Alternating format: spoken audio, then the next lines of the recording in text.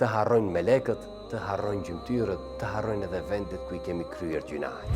Dashur vëlla, e dashura motër, Zoti ka caktuar që ne të kemi me vete melek shkruajtës besnik që shkruajnë çdo vepër që ne e veprojmë. Po ashtu, edhe gjymtyrët tona do të dëshmojnë në botën tjetër për punët që i kemi vepruar. Edhe vendet në të cilat i kemi kryetur gjunahet, po edhe çdo vepër tjetër, do të jenë dëshmitar para Allahut fuqiplot kur do të dalim para tij. Megjithatë, ekziston një formë se si mund ta bëjmë që të harrohet një gjunah plotësisht. Të harrojnë melekët, të harrojnë gjymtyrët, të harrojnë edhe vendet ku i kemi kryer gjunahet. Muhamedi alayhis salam ka thënë, kur një njeri pendohet, Allahu e bën që melekët shkruajtësit të harrojnë atë gjunah. Të harrojnë edhe gjymtyrët, të harrojnë edhe vendi ku është kryer gjunahu, saqë kur të del para Allahut fuqiplot, mos të ketë mbetur më asnjë dëshmitar që do të dëshmoj për atë vepër që ai e ka kryer, për atë mëkat që ai e ka kryer. Le t'i themi Allahut fuqiplot me zemra të sinqerta dhe me bindje se ai që pendohet nga një gjuna është sikur mos ta ketë vepruar fare atë. Allahu ju ruajt,